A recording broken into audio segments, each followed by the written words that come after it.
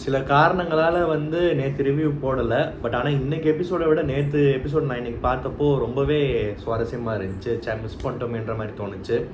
So நேற்று episode பற்றி முக்கியமான 2 ஹைலைட்ஸ் மட்டும் பேசிட்டு இன்றைக்கி எபிசோடு பற்றி பேசலாம்.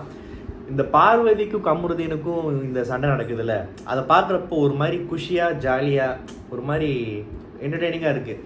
அது எப்படின்னா, இந்த நம்ம வளர்த்த நாயே வந்து நம்மளை கடிச்சு வச்சு நமக்கே ரேபிஸ் வந்து எப்படி இருக்கும், அது மாதிரி தான் பார்வதிக்கு இருக்கும். இப்போ அந்த ஃபீலே வந்து இன்னொருத்தவங்களுக்கு பார்க்குறப்போ அது வந்து உண்மையாகவே வந்து ஒரு ஒரு சூப்பராக ஒரு ஃபீல் குட் மூவி பார்க்குற மாதிரி இருக்குது எனக்கு. அந்த பார்வதி கமருதீன் சண்டை, அந்த மிஸ் அண்டர்ஸ்டாண்டிங்ன்ற எனக்கு என்ன கேட்டால் இதுக்கப்புறம் சொல்ல முடியாது. திரும்ப அடுத்த வாரமே உறவாடினாலும் வாய்ப்பு இருக்குது. ஏன்னா இன்றைக்கே லைவில் ஆல்ரெடி வந்து பேசிகிட்டு இருக்காங்கன்னா சொல்கிறாங்க. பேசுகிறது வேறு. ஆனால் இந்த கமருதீன்றவர் வந்து நம்ம வளர்க்குற நாய் மாதிரி தான், என்னைக்கு இருந்தாலும் நம்மளையும் திரும்ப கடிச்சு வச்சிரும். அதை வந்து நம்ப முடியாது, அதுக்கு ஒரு தலகாலும் புரியாது, ஒரு நாய்க்கு இருக்கிற அளவுக்கு கூட வந்து யோசிக்கிற சிந்தனையும் கிடையாது அப்படின்றது வந்து பார்வதிக்கு புரிஞ்சிருக்குன்னு நினைக்கிறேன். பார்வதி மட்டும் என்ன ரொம்ப ஒழுங்கா, அவள் கொடுத்த ஸ்பேஸ் தானே, அந்த பொண்ணு பேசிச்சில்ல, அந்த பொண்ணு மட்டும் கூட சேர்ந்துட்டு ஆடாத ஆட்டமான்னு கேட்டிங்கன்னா அதுக்குண்டான விமர்சனங்கள்லாம் தாண்டி முடிஞ்சிருச்சு. ஆனால் இப்போ அடிப்பட்டு புரிஞ்சுக்கிருச்சுல்ல. ஸோ அதுதான் இப்போ மேட்ரு. அண்டு நம்ம நிறைய வாட்டி பேசிட்டோம். அண்டு கமெண்ட்ஸில் இதை பற்றி நிறையா பேர் விவாதம்லாம் பண்ணியிருந்தீங்க. நானும் ஒரு சில கமெண்ட்டுக்கு ரிப்ளை போட்டிருந்தேன். அந்த பொண்ணு ஒதுங்கிருச்சு, பிடிக்கலை, வேணான்னா விட்டுறணும், பின்னாடியே நாய் மாதிரி விளையாடிட்டே போகக்கூடாது. ஸோ பார்வதி வெர்சஸ் கமருதீன் இந்த ஒரு டாப்பிக்கே வந்து பார்க்குறதுக்கு நல்லா இருக்குது. அண்டு பாருவே வந்து கண் கலங்கி அழுக ஐ மீன் வேறு எதுக்கும் இந்த வீட்டில் அழுதாங்க. அதான் அது வந்து இது கமருதீனுக்கு ஒன்று இது வெற்றிலாம் இல்லை. இதில் என்ன வெற்றி இருக்குது, இது ஒரு கேவலமான செயல். என்ன சொல்கிறது, இது திவாகர் நடுவில் இப்போ வந்து சில விஷயங்கள் பேசுகிறாரு. ஸோ பார்வதி வந்து முதல் 2 வாரமும் சரி, நம்ம எவ்வளவோ அவரை பேசும்போதும் சரி, இப்பயும் சரி, நமக்கு பக்கபலமாக யார் நிற்கிறான்றதை கொஞ்சம் நல்லா யோசிச்சு பார்க்கணும். புரிஞ்சிருக்கும்னு நினைக்கிறேன். அண்டு கமருதீன் இந்த சண்டைக்கு நடுவில் இந்த பொண்ணுங்க விஷயம் அப்படிலாம் பேசுகிறாரு. எனக்கு ஃபேமிலி ஆடியன்ஸ் இருக்காங்க வெளியேன்றாரு. அப்படி ஒரு ஃபேமிலி இருந்துச்சுன்னா, 1-2 ஃபேமிலி இருந்துச்சுன்னா, நம்மளால் வெளியே வந்து பார்த்தாப்லன்னா அந்த ஃபேமிலி அட்ரஸ்ஸு ஆதார் கார்டு எதுவுமே இருக்காது. பிகாஸ் அப்படிப்பட்ட ஃபேமிலி ஆடியன்ஸு இந்த மாதிரி ஆட்களுக்கெல்லாம் ஃபஸ்ட்டு இருக்கிறது தப்பு. அதான் நான் சொல்கிறேன்ல, இந்த சீரியலை பார்த்து சில பேர் ஏமாந்துருப்பாங்கல்ல. ஸோ அதான் பிக் பாஸ்ன்றது சீரியல் இல்லை அப்படின்றது வந்து இப்போ புரிஞ்சிருக்கும். அண்டு திவாகர் வந்து இந்த ரம்யா பொண்ணு கூட நடந்த வாக்குவாதம் ஓகே, இந்த பொண்ணு பேசிச்சு, அவர் பேசிச்சு, இந்த விஷயத்தில் சரி தப்புன்றதை தாண்டி திவாகர் வந்து அநாகரிகம்ன்றாங்க, தராதரம் தெரியாமல், தராதரம் இல்லாமல், இந்த மாதிரி தராதரம்ன்ற வார்த்தையை வந்து ரம்யாவை நோக்கி வச்சது வந்து நான் நிஜமாகவே எக்ஸ்பெக்ட் பண்ணலை. ஏன் எக்ஸ்பெக்ட் பண்ணலைன்னா, திவாகர் அந்த மாதிரி, ஏன்னா இந்த மாதிரி தராதரம், கோமாளி, மனுஷனாகவே மதிக்கலை, உனக்கு தகுதி இல்லை, இந்த மாதிரி வந்து ஒருத்தவங்களை ரொம்ப குறைச்சி கீழ்த்தனமாக நடத்துறதுக்கு இந்த சீசனில் ஐ மீன் இந்த ஹவுஸில் பிக்கஸ்ட் விக்டம் யாருன்னு பார்த்தா திவாகர் தான். ஸோ அவரை டார்கெட் பண்ணுறப்போ தான் வந்து நம்ம சுற்றி இருக்கிறவங்களும் சரி, அங்கே இருக்கிற ஒரு 4-5 பேர் இருக்கிறவங்களும் சரி, ஹோஸ்ட்டும் சரி, திவாகருக்கு சப்போர்ட் பண்ணுறாங்க. ஏன்னா அவருக்கு அகெயின்ஸ்டாக இந்த மாதிரி வார்த்தைகள்லாம் வைக்கிறப்போ வந்து அந்த பேசுகிற மற்ற கேரக்டர்ஸ் பார்க்கும் போதே அருவருப்பாக இருக்குது. அப்படிப்பட்ட திவாகர் அந்த வழி புரிஞ்சும் இன்னொரு பொண்ணு வந்து ஜஸ்ட் பிகாஸ் அந்த பொண்ணு வந்து எல்லாருமே ஒரு விதத்தில் ஃபேமஸ் ஆகிறாங்க. அந்த பொண்ணோட லைஃபு வீடியோலாம் பார்த்துருக்கோம், அதை பற்றி கேள்வியும் பட்டிருக்கோம். அந்த பொண்ணு கஷ்டப்பட்டு இன்றைக்கி முன்னுக்கு வந்து இந்த இடத்துல வந்து உட்கார்ந்துருக்கு. ஸோ அவங்களுக்கு என்னமோ பசின்றப்போ காசுக்கு வந்து அவங்களுக்கு ஒரு விஷயம், ஒரு மீடியம் யூஸ் பண்ணிட்டாங்க. நான் வந்து இந்த மாதிரி ஸ்டேஜில் டான்ஸ் ஆடுறேன், எனக்கு காசு கிடைக்கிது, நான் என் ஃபேமிலியை காப்பாற்றுறேன், அதில் ஒன்றும் கேவலம் இல்லை. இது வந்து இப்படி அது அப்படின்னா, அப்போ இதே மாதிரி தான் திவாகர் என்ன சொல்கிறாங்க, நீ டாக்டரே இல்லை, நீ இப்படி பண்ணி ஃபேமஸ் ஆகி வந்த, நீ இந்த மாதிரிலாம் பண்ணுன்னு சொல்கிறப்போ அவருக்கு மற்றவங்க சப்போர்ட் பண்ணுறோம், அவருக்கே அது வந்து எவ்வளோ வலி கொடுக்குது. ஸோ இவர் வந்து ரம்யாவை போய் வந்து தராதரம்னு அந்த மாதிரி பேசுனது ரொம்ப தப்பு. இது வந்து இட்ஸ் ஆல்மோஸ்ட் ஈக்குவல் டு எப்படி கமருதீன் வந்து சுபிக்ஷாவை பார்த்து நீ எங்கேருந்து வந்திருக்கேன்னு காட்டுது அப்படின்னு வந்து பெரிய இவர் மாதிரி பேசினாரோ, அவர் அந்த மாதிரி இன்னொரு அட்டாக் தான் இது. அவங்களோட என்ன சொல்கிறது, அவங்கள வந்து ஒரு மாதிரி அதான் ஆல்மோஸ்ட் திவாகர் என்ன பண்ணாங்களோ அது மாதிரி தான் அவர் பண்ண மாதிரி தான் இருந்துச்சு.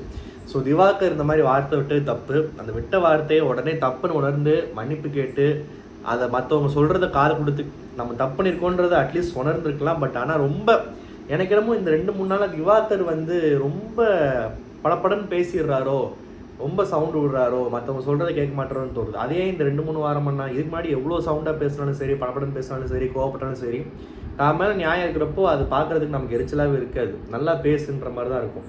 பட் ஆனால் இந்த மாதிரிலாம் பேசிட்டு வந்து இந்த எஃப்ஜே கனி கட்டி பிடிக்கிற விஷயம், அப்புறம் இந்த தராதரன் இன்னைக்கு பேசுனது, இதுக்கெல்லாம் வந்து நல்லா நோட் பண்ணிங்கன்னா திவாகர் தேவையில்லாத விஷயம் எப்போ விட்றாரோ அப்போல்லாம் சபரிக்கு கோவம் வருது. சபரியோட கோவம் நியாயம்தான். நான் சபரிக்கு நான் ஃபுல் சப்போர்ட்டு இந்த விஷயத்தில், ஓகேவா? ஆனால் எனக்கு என்ன தோணுச்சுன்னா, பார்வதி கேட்குறப்போ இன்னொன்று தோணுச்சு, மற்றவங்களுக்கெல்லாம் ஏன் இந்த துள்ளிட்டு வர மாட்டேங்கிறேன் இப்போது? சரி ஓகேப்பா, திவாகர் தராதரன்னு சொன்னது தப்பான வார்த்தை தான், அதுக்கு சபரிக்கு இவ்வளோ கோவம் வருது இல்லை? கேட்டால் தங்கச்சி, ஓகே வாட் எவர், தங்கச்சியோ தங்கச்சி இல்லை யாராக இருந்தாலுமே தப்புன்னா தட்டி கேட்குறாருல்ல. கம்ருதீன் வாயில் என்னென்ன பேச்சு வந்துச்சு. கம்ருதீன் வாயில் ஒரு சாக்கடையே அப்படியே ஓடிச்சு, காட்டாற்று வெள்ளம் மாதிரி அப்படி ஓடிச்சு ஒரு சாக்கடை அகெயின்ஸ்ட் திவாகர். அப்போலாம் வந்து கம்ருதீன் கூட சண்டை கூட போட்டிருக்க வேணாம், இன்னும் கொஞ்சம் ஸ்ட்ராங்காக பதிவு பண்ணியிருக்கலாமே. இன்ஸ்டன்ட் இவர் என்ன பண்ணாருன்னா, போயிட்டு வந்து தப்பு வேணாம், இப்படி இரு, அப்படி வேணாம், இது விட்டுற வார்த்தையை விடாத, ரொம்ப ஒரு ஏதோ ஒன்று தட்டி கொடுத்து ஒரு பிள்ளையை சின்ன பிள்ளையை திருத்துற மாதிரி அப்படி தான் ஹேண்டில் பண்ணாரு தவிர, திவாகர்னா பயங்கரமாக அப்படியே கொதிச்சு எழுந்து வெடிக்கிற சபரி வந்து ஓகே, மற்றவங்களுக்கு இதே மாதிரி கொதிச்சு எழுந்து வெடிக்காட்டி இன்னும் கொஞ்சம் ஸ்ட்ராங்காக தன்னோட ஒப்பீனியன்ஸையும் தன்னோட இதையுமே வைக்கலாமே. ஸோ அங்கே ஒரு பார்ஷியாலிட்டி இருக்கா? திவாகர் வந்து ஈஸி டார்கெட்டாக இவரும் பார்க்குறாரா? கோவப்பட்டுக்கலாம், என்ன பண்ணிட போகிறாரு நினைக்கிறாரா? கமருதீன்னா எகிருவாரே, அப்போ பயத்தில் பண்ணுறாரா? இல்லை பயம்னு இல்லை, நான் சொன்னல தெருநாய் குறைச்சா ஒதுங்கி போயிடுவாங்க, சில பேர் கல்லெடுத்து அடிப்பாங்கன்னு. ஸோ இவர் ஒதுங்கி போகிறாரு என்னன்னு தெரில. பட் ஆனால் இந்த இடத்துல வந்து சபரி குறிப்பிட்ட ஆட்கள் மட்டும் இந்த கோவத்தை காட்டாமல் இதுக்கு ஈக்குவலாக இதோட அதிகமாக தப்பு பண்ணுறவங்கள்ட்ட இன்னும் கொஞ்சம் ரியாக்ட் பண்ணாருன்னா கண்டிப்பாக ஒரு ஹீரோவாக கணக்கு தெரிவார். மற்றபடி இது வந்து எனக்கு தோணுச்சு, இது வந்து சபரி பண்ணுறது முற்றிலும் பெரிய தப்புன்ற மாதிரி எனக்கு சொல்ல தெரில. மேபி பார்க்கலாம் எப்படின்னு. ஸோ வியானா வந்து இன்றைக்கி எபிசோடில் அந்த சொன்னாங்க பாருங்கள், இந்த மாதிரி வந்து ஜெயிக்கிற குதிரை பாப்புலாரிட்டி வச்சு இவங்க கூட எதாவது பண்ணால் தெரிஞ்சிடும்னு சொல்லிட்டு வினோத்தை செருப்பால் அடித்த மாதிரி இருந்துச்சு அந்த கமெண்ட்ஸு. பிக் பாஸே வந்து எந்த சீசன்லையும் நான் பார்த்ததில்ல. அதாவது பாராட்டுவார், ஓகே பாராட்டுறதெல்லாம் இருக்கட்டும், ஆனால் சூப்பராக சொன்னீங்க, சொன்னது சரின்னு அந்த வார்த்தையெல்லாம் பிக் பாஸ் சொல்கிறாங்கன்னா, பிக் பாஸ் வந்து டேரெக்டாக ஒரு பிளேயரை, ஒரு கண்டஸ்டன்ட்டு இன்னொரு கண்டஸ்டன்ட் பற்றி சொல்கிறத டேரெக்டாக பிக் பாஸ் வந்து கரெக்டாக சொன்னீங்க, சரியாக சொன்னீங்க, கிளாரிட்டியோட பேசுனீங்கன்ற மாதிரி என்கரேஜ் பண்ணி நான் எந்த சீசனையும் பார்த்ததில்லை. ஸோ வியானா வந்து உண்மையாக வந்து மற்ற பாயிண்ட்ஸ்லாம் நல்லா பேசுது, ஓகே அதெல்லாம் ஓகே. இந்த 2-3 எபிசோடில் வந்து நிறையா பேச ஆரம்பிச்சிருக்கு கொஞ்சம். ஆனால் இவ்வளோ நோட் பண்ணி இவ்வளோ சொல்கிறது வந்து உண்மையாக வந்து பரவாயில்ல. இவ்வளோ நாளாக கொஞ்சம் அமைதியாக இருந்துட்டு இப்போ கேம் ஆட ஆரம்பிக்குதுன்றது நல்லா தெரியுது. அதுவும் வினோத்துக்கு நல்ல செருப்படி. உண்மையாகவே வினோத் வந்து காமெடி கண்டென்ட்டாக இருக்கட்டும், ஸ்டார்டிங்கில் இப்போ இருக்கிற விஷயமா இருக்கட்டும், திவாகரையே பின்னாடி பிடிச்சிக்கிட்டு தெரிஞ்சால் அவருக்கு ஒரு கூடவே வந்து, அதாவது பாப்புலாரிட்டி இந்த சென்ஸ் வெளியே இருக்கிற பாப்புலாரிட்டி சான்ஸு, சினிமாவில் எத்தனை பாட்டு பாடியிருக்கு அது கிடையாது. பிக் பாஸ் வீட்டில் ஒரு கண்டஸ்டண்ட்டாக லைம் லைட் வேணுமா, திவாகர் நோண்டுங்க அப்படின்றது வந்து வினோத் பண்ணுறது வந்து சுட்டி காமிச்ச மாதிரி ஒரு சூப்பர் பாயிண்ட்டாக இருந்துச்சு. இந்த கதை சொல்லும் டாஸ்க் என்னோட முடிஞ்சு இதில் எஃப்ஜேயோட ஸ்டோரி வந்துச்சு.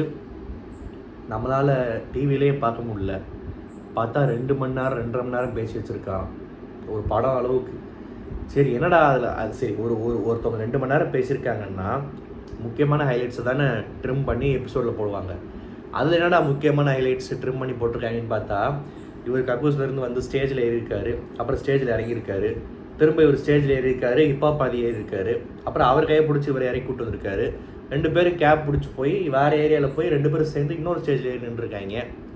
அப்புறம் ஒரு வாரம் கழிச்சு சினிமா சான்ஸ் வந்திருக்கு. இது என்னடா கதை, இது என்னடா சொல்ல வரன்ற மாதிரி கேட்கும் போதே கடுப்பாக தான் இருந்துச்சு. கடுப்பு இல்லை சாரி, கேட்கும் போது போரிங்காக தான் இருந்துச்சு.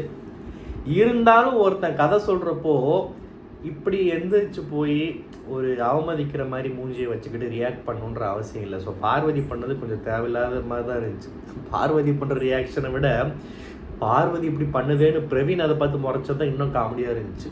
ஸோ பார்வதி வந்து பண்ணுறது வந்து ஓகே, எஃப்ஜே அதை பெருசாக கண்டுக்கல அப்புறம் தான். ஆனால் இருந்தாலுமே வந்து ஒரு ரெஸ்ட் ரூமுக்கு ஒரு பயோ பிரேக் எழுந்து போகிறது ஓகே, ஆனால் லிட்ரலி வந்து மார்க் பண்ணுற மாதிரி தான் இருந்துச்சு. எனக்கு இது எங்கே ஞாபகம் வந்துச்சுன்னா, இந்த அனிதா சம்பத் வந்து தன்னோட லவ் ஸ்டோரியை பற்றி பேசினப்போ பா அதெல்லாம் பிளாஸ்ட் எபிசோடு. அந்த சுரேஷ் தாத்தா தலையில் கை வச்சுருப்பார், ரம்யா சிரிக்க ஆரம்பிக்கும், எல்லாம் வந்து சிரிப்பு அடைக்கிட்டு உட்காந்துருப்பாங்கல்ல. அது மாதிரி வந்து பார்வதி அது மாதிரி மார்க் பண்ணல. பட் ஆனால் எனக்கு அந்த இதுதான் ஞாபகம் வந்துச்சு, கிட்டத்தட்ட அது மாதிரி தான் இருக்குன்ற மாதிரி பார்த்தா. ஆனால் 2 மணி நேரம்ன்றது ரொம்ப ஓவர் தான். அப்போ தான் தோணுச்சு, சரி ஓகே அதனால தான் பார்வதி இப்படி இருக்கு போலன்னு சொல்லிட்டு. அண்ட் சபரியோட ஸ்டோரி சொன்னப்போ வந்து அதுவுமே ஸ்டோரி மாதிரி தெரில. அவரை பற்றி பேக்ரவுண்ட் சொல்லிட்டு எப்படி மேலே வந்தாருன்னு ஒரு ஷார்ட்டாக முடிச்சிட்டாரு. பட் அது ரொம்ப போரிங்னு சொல்ல முடியாது. ஆனால் விஜய் டிவி ப்ராடக்ட்டு தான். ஆமாம், நான் விஜய் டிவி ப்ராடக்ட் தான், அதை நான் ரொம்ப பெருமைப்படுறேன்னு பிக் பாஸில் உட்காந்து அழுத்தமாக அதை சொல்கிறதுக்கு வந்து ஒரு கட்ஸ் வேணும். ஏன்னா நிறைய பேர் நினைக்கிறாங்க விஜய் டிவிலேருந்து வந்துட்டாலே வந்து அவங்க ஆளுங்க நினைக்கிறாங்க. அதில் வந்து அட்வான்டேஜும் இருக்குது, டிஸ்அட்வான்டேஜும் இருக்குது. ஆடியன்ஸாக அவங்க நம்ம கண்ணுக்கு ஒரு கண்டஸ்டண்ட்டாக எப்படி பண்ணுறாங்கன்றது தான் நமக்கு இதில். பட் ஆனால் யோசிச்சு பாருங்கள், விஜய் டிவியிலேருந்து படிப்படியாக மேலே வந்து அவங்க பார்த்து வளர்த்து விட்ட ஒரு பையன் இன்னும் கொஞ்சம் நல்லா பண்ணுறான், அடுத்து நீ இந்த ஸ்டேஜுக்கு போகிறாஜான்னு சொல்லிட்டு ஒரு ப்ரொமோஷன் கொடுத்து இன்னொரு இடத்துக்கு அனுப்புகிற மாதிரி பிக் பாஸ்க்கு அனுப்புறது ஒன்றும் தப்பு இல்லை. அதுக்காக 20 பேர் இருக்காங்கன்னா அதில் 15 பேர் விஜய் டிவி ஆளாக இருந்தால் தான் கடுப்பாக இருக்கும் பார்க்குறதுக்கு. இந்த வாட்டி அந்த மாதிரிலாம் தப்பு நடக்கலை. தப்பு இந்த சென்ஸ் அந்த மாதிரி போரிங் எதுவும் பண்ணலை. ஸோ வந்து நடத்துறது அவன் தான், டெலிகாஸ்ட் பண்ணுறது அவன் தான். ஐ மீன் நடத்துறது என்னமெல்லாம் இருந்தாலுமே டெலிகாஸ்ட் பண்ணுறது வாட் எவர். பிக் பாஸ்ன்றது விஜய் டிவி ஷோ. அதுலேருந்து இந்த மாதிரி 1-2 பேருக்கு வந்து இந்த மாதிரி வாய்ப்பு தரலாம் ஒன்றும் தப்பு இல்லை, டிசர்விங் ஆனவங்களுக்கு. ஸோ அதனால் வந்து அதுவும் முக்கியமாக செய்யும் தொழிலே தெய்வம்ன்ற மாதிரி அவனுக்கு சோறு போடுற அந்த ஒரு விஜய் டிவி வந்து அவனுக்கு ஒரு பிடிச்ச ஒரு ஆஃபீஸ் மாதிரி. இப்போது நம்மளாம் வேலை பார்க்குறோம், சில பேருக்கு வந்து ஆஃபீஸு வேலைனாலே வெறுப்பாக இருக்கும், சில பேர் பிடிச்சி வேலை செய்வாங்க. அது திங்கக்கிழமை காலையில் எழுந்திரிச்சாலே வந்து ஐயோ இங்கே போகணுமான்னு யோசிக்காமல் ஒரு ஜாலியாக இருந்திருக்கும். ஸோ அந்த மாதிரி வந்து ஒரு பிடிச்ச ஒர்க் பிளேஸ் பற்றி பெருமையாக நான் இங்கே தான் வேலை பார்த்தேன், இங்கே இருந்தால் வந்திருக்கேன், அதை நான் சொல்கிறதுக்கு எந்த தயக்கமும் இல்லை, நான் விஜய் டிவி ப்ராடக்ட் தான் அப்படின்னு சொல்கிறது வந்து உண்மையாகவே ஒரு நல்ல விஷயந்தான். அதில் வந்து நான் எதுவுமே தப்பாக பார்க்கல. ஏன்னா இதை பற்றி நிறைய பேர் பேச சான்ஸ் இருக்குது. விஜய் டிவி ப்ராடக்ட்டுன்றது சொல்கிறது வச்சே சபரியை வந்து இன்றைக்கி அப்படி சொன்னது தப்பாக ரிட்டர்ன் பற்றி நிறைய பேர் விவாதம் பண்ணுவாங்க. பட் நான் அதை சரியாக தான் பார்க்குறேன். ரம்யான்ற பொண்ணு வந்து என்ன நினைக்குதுன்னு தெரில. ஆனால் நான் வெளியே வந்து பயங்கரமான ரவுடி, நல்லா சத்தம் போடுவேன், அப்படி பேசுவேன் இப்படி பேசுவேன், இங்கே வந்து எனக்கு இருக்கிற இமேஜை மாற்றி நான் ஒரு இடத்துக்காக நான் இங்கே வந்திருக்கேன், நான் கண்ட்ரோல்டாக இருக்கேன்னு ஓப்பனாகவே சொல்லியிருக்கேன். அந்த பொண்ணு ஓப்பனாகவே சொல்லிச்சு இன்றைக்கி எபிசோடில். ஸோ அது வந்து உண்மையாகவே பரவாயில்ல, அந்த நேர்மையை பாராட்டலாம். ஆனால் நடிக்கவும் கூடாது. ஆனால் ரம்யா இது வரைக்கும் சண்டை வரப்போ தனக்கு அகெயின்ஸ்டாக பேசுகிறவங்கள பிரித்து மேற மாதிரி தான் பேசியிருக்கு. ரொம்பவும் வந்து ஐயோ பிக் பாஸ் இருக்குன்னு நடிக்கக்கூடாது. ஐ மீன் நியாயத்துக்காக வாயில் தேவைப்பட்டால் கெட்ட வார்த்தை பேசினாலுமே அது தப்பாகவே இருந்தாலுமே எழுத்தாப்பில் பண்ண ஆள் எழுத்தாப்பில் அந்த ஆள் பண்ணுறது மிகப்பெரிய தப்பாக இருந்தால் நம்ம நேச்சர் என்னவோ, நம்ம வாயில் என்ன பேச வரும், என்ன வார்த்தை வருமோ அதை ஓப்பனாக எக்ஸ்ப்ரெஸ் பண்ணுறது வந்து இப்போ பாராட்டலாம். ஒரு கண்டஸ்டண்ட்டாக ரொம்ப கூனி குறுக்கி பயந்துருந்தால் தான் அது வந்து ரொம்ப ஃபேக்காக இருக்கும் பார்க்குறதுக்கு. ஸோ ரம்யாவோட கேரக்டர் வந்து கொஞ்சம் கொஞ்சமாக வெளியே வருது, அதை அவங்களே அட்மிட் பண்ணிட்டாங்க. இன்னைக்கு சம்மந்தம் இல்லாமல் என்னையே டிஃபெண்ட் பண்ணுற டிஃபீட்டு தான் டிஃபெண்ட்னு சொல்லிச்சு. எனக்கு சொல்ல என்னையே ஹேண்டில் பண்ணுற திறமை உங்ககிட்ட இருக்குதுன்னு பாராட்ட சொன்னாங்க. அது என்ன புரியுது, இந்த பொண்ணு என்னையே அவ்வளோ பெரிய ஆளா அப்படின்ற மாதிரி இருந்துச்சு. பார்வதியே கேட்டுச்சு, என்னையேனா அவன் என்ன சொல்ல வர அப்படின்னு சொல்லிட்டு. பிக் பாஸ் அட்வைஸ் பண்ணார் இன்றைக்கி எல்லாருக்கும். பிக் பாஸோட அட்வைஸை கேட்டுக்கிட்டாங்க. இந்த சீசனில் வந்து நிறைய பேருக்கு இந்த சீசன் வந்து ஏதோ வந்து ஒரு மட்டமான சீசனு, செலெக்ஷன் சரியில்லை, ஒர்ஸ்ட் சீசனு, யாரா இவனுங்கெல்லாம் இப்படின்லாம் நிறைய பேர் பேசுகிறாங்க. என்கிட்ட கூட ஒரு ரிவ்யூவரோட சேனல்லேருந்து ஒருத்தவங்க வந்து வாட்ஸ்அப்பில் மெசேஜ் பண்ணி உங்களுக்கு பிடிச்சிருக்கா இந்த சீசன் கண்டஸ்டன்ஸ்லாம் எப்படின்னு கேட்டதுக்கு நான் நல்லா இருக்கேன், எனக்கு பிடிச்சிருக்குன்னு சொன்னேன். நான் ஒர்ஸ்ட்டுன்னு சொல்லுவீங்கன்னு நினச்சேன், இப்படி சொல்கிறீங்க கேட்டாங்க. நான் சொன்னேன், அதாவது பிக் பாஸில் எப்பயுமே பார்த்தா மெஜாரிட்டி வந்து வெளியே இருந்து ரொம்ப பாப்புலராக ரொம்ப பரிச்சயமான விஜய் டிவியில் இருக்கிற ஆங்கர்ஸு, சிங்கர்ஸு, ரியாலிட்டி ஷோவில் பெர்ஃபார்ம் பண்ணுறவங்க, டான்ஸ் ஆடுறவங்க, சீரியல் நடிக்கிறவங்க, இந்த மாதிரி நிறையா பேர் வந்து உள்ளே போட்டிருப்பாங்க. அவங்கெல்லாம் வெளியே சம்பாதிச்சு வச்ச பேரை, அந்த புகழை அடுத்த கட்டத்துக்கு கொண்டு போகிறதுக்கும் ரொம்ப காஷியஸாக காய் நடத்துறதுக்கும் தன்னுடைய இமேஜ் கெட்டக்கூடாதுன்னு ரொம்ப கேர்ஃபுல்லாக ரொம்ப வந்து கேல்குலேட்டிவாக சேஃப் கேம் ஆடி கிட்டத்தட்ட பிக் பாஸ் வந்து ஆல்மோஸ்ட் இவங்க ஆடுற சேஃப் கேம்னாலையும் ஃபேக்காக இருக்கிறதுனாலையும் சில பேரோட கேரக்டர்ஸ்னாலையும் ஓப்பனிங்கில் பயங்கர போரிங்காக இருக்கும். ஒரு சில ஐ மீன் இது வரைக்கும் நடந்த சீசன்லாம் வந்து அந்த அக்டோபர் முடியப்போய் வந்து ஆல்மோஸ்ட் இதுக்கு மேலே என்ன போட்டின்னு தெரில, இந்த இவன் தான் வின்னரு இல்லை இந்த பொண்ணு தான் ஜெயிக்கும் மோஸ்ட்டாக, இந்த 3-4 பேர் கண்டிப்பாக ஃபைனல்ன்றது ஆல்மோஸ்ட் தெரிஞ்சிடும். பட் இந்த சீசனோட பியூட்டி என்னன்னா, இவங்களில் நிறைய பேர் வந்து அந்த அளவுக்கு வந்து வெளியே ஃபேமஸ் இல்லை, நிறைய பேர் யாருன்னே தெரில. இவங்கெல்லாம் இங்கே வந்து இந்த பிக் பாஸ் வாய்ப்பை வச்சு ஏதோ இன்னும் அடுத்த லெவல் இல்லை, இனிமே தான் பாப்புலரே ஆக போகிறாங்க. இப்போ திவாகர்லாம் வந்து பாப்புலர் தான், பட் ஆனால் அவர் யாருன்றதை காட்டுறதுக்கு இது ஒரு பிளாட்ஃபார்ம் தானே. ஸோ இது எப்படி சொல்கிறது, இந்த செட் ஆஃப் கண்டஸ்டன்ட்ஸ் வந்து வெளியே வந்து எனக்கு ஒரு நல்ல இமேஜ் இருக்குது, எனக்கு ஒரு சூப்பர் ஃபேஸ் இருக்குது, அதை வந்து நான் கெடுத்துக்கூடாது அப்படின்ற பயம் இல்லாத கண்டஸ்டன்ஸாக நான் இந்த செட்டை நான் பார்க்குறேன். ஒருத்தர் 2 பேர் தவிர, மேபி கனி வந்து அவங்க அப்பா director, cook with Komali winner, so அப்படி இருக்கலாம். பட் கனியோட நேச்சரே இது வரைக்கும் நம்ம அப்படி தான் பார்த்துருக்கோம். சபரி வந்து சீரியல் ஆக்டர், ஒரு ஹீரோ, நான் வில்லனாக இருக்கக்கூடாதுன்னு சொல்லிட்டு பயந்து இருக்கலாம். இந்த மாதிரி அங்கங்கே ஒரு 2-3 பேர் தவிர அவங்க கூட வந்து கேமில், ஆனால் கேம் ஆடுறாங்க, யாருமே உட்காந்து மிச்சர் சாப்பிடல. அந்த மாதிரி எப்படி சொல்கிறது, யாருமே வெளியிருக்கிற இமேஜ் பற்றி கவலைப்படலை. சரி தப்போ போட்டு உட, நான் வில்லனா, நான் என்ன, நான் காமெடியானா, நான் அதுவா. நம்ம கமருதீன் கூட பாருங்கள், எவ்வளோ கேவலமாக அடிமட்ட பேர் வாங்க முடியுமோ அதுக்குள்ளே வாங்கிட்டாரு.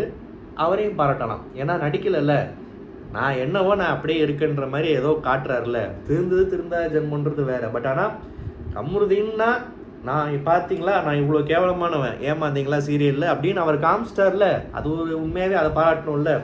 ஸோ இந்த பிக் பாஸ் வந்து இந்த செட் ஆஃப் கண்டஸ்டன்ஸு என்னை கேட்டால் இதுதான் ஃப்யூச்சர், இப்படி தான் இருக்கணும் இந்த சென்ஸ். அதுக்காக வந்து இந்த மிக்ஸ் ஆஃப் யார் என்ன பண்ணிட்டு வந்திருக்கா அதை யோசிக்க தேவையில்லை. அதாவது ரொம்ப ஃபேமஸாக இருக்கிறவங்கள ஒரு ரிட்டையர்மெண்ட் ஸ்டேஜில், இல்லாட்டி ரொம்ப நல்லா, இப்போது ஃபார் எக்ஸாம்பிள் ஆங்கராக இருப்பாங்க பிரியங்கா, அர்ச்சனா, இந்த மாதிரி கண்டஸ்டன்ட்ஸ் வந்து நல்லா விளையாடுன்றது வேறு. ஆனால் அந்த மாதிரி ஆட்களை விட ஒரு ஃப்ரெஷ்ஷான ஃபேஸஸ், ஓரளவுக்கு ஏதோ பாப்புலாரிட்டி இருக்குது, கொஞ்சம் ஃபாலோவர்ஸ் இருக்குது, டிஃப்ரெண்ட்டாக ஏதோ கண்டென்ட் பண்ணுறாங்க. சுபிக்ஷாலாம் சூப்பர் செலெக்ஷன், சுபிக்ஷா, ரம்யா, இவங்கெல்லாம் வந்து நல்ல செலெக்ஷன். அஃப்கோர்ஸ் ஒரு சீசனுக்கு டிஆர்பிக்கு ஏற்ற மாதிரி தெரிஞ்ச முகங்கள், பார்வதி, இந்த மாதிரி ஆட்களும் தேவை தான். ஆனால் இந்த சீசனில் வந்து அதான் சொல்கிறேன்ல, இந்த அக்டோபர் 31 வந்துருச்சு, அக்டோபர் 1 மந்த் முடிஞ்சிருச்சு. யாராச்சும் அடித்து சொல்கிறேன் கண்டிப்பாக, அதாவது ப்ரெடிக்ஷன்றது வேறு, ஆனால் தெரிஞ்சு போச்சு. இப்போ முத்துக்குமரன் தெரிஞ்சு போச்சு, அதுக்கு முன்னாடி இந்த மாதிரி தெரிஞ்சு போச்சுல. இந்த வாட்டி வந்து இவங்க தான்ப்பா வின்னர்னு யாராவது சொல்லுங்க பார்ப்போம். சத்தியமாக எனக்கு யாரும் அது வரைக்கும் இப்படி தோணலை. எனக்கு கேட்டால் சில பேர் சொல்லுவீங்க, சபரி, கனி, இல்லை 2-3 பேர்லாம் சொல்லலாம். பட் அவங்களுமே வின்னர் ஆகிற மெட்டீரியலாக இன்னும் என் கண்ணுக்கு தெரில.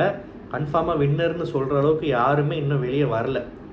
எல்லாருக்குள்ளேயும் ஒரு மிக்ஸ்டான ஒரு பெரிய போட்டி போயிட்டுருக்கு. ஸோ இந்த சீசன் வந்து உண்மையாகவே வந்து நல்லா போதா, தரக்குறைவாக இருக்கா, 18+ இருக்கா, வாயில் பேசுகிறதெல்லாம் அசிங்கமாக இருக்கா, அதெல்லாம் ஒரு பக்கம் இருக்கட்டும். ஆனால் கண்டஸ்டன்ஸு இன்ட்ரெஸ்டிங்காக இருக்காங்க, ஒரு மாதிரி நல்லா தான் போயிட்டுருக்கு, அதில் எந்த ஒரு மாற்று கருத்து இல்லை. போஸ்ட் இன்னும் கொஞ்சம் நல்லா சூப்பராக பண்ணாருன்னா உண்மையாகவே நல்லாயிருக்கும் இன்னும் பார்க்குறது. வீக்கெண்ட் எபிசோட்ஸுக்கு இந்த ரிவ்யூ பார்க்குற மாதிரி இருந்துச்சுன்னா உங்களுக்கு பிடிச்சிருந்து சப்ஸ்கிரைப் பண்ணுங்கள். நன்றி, வணக்கம்.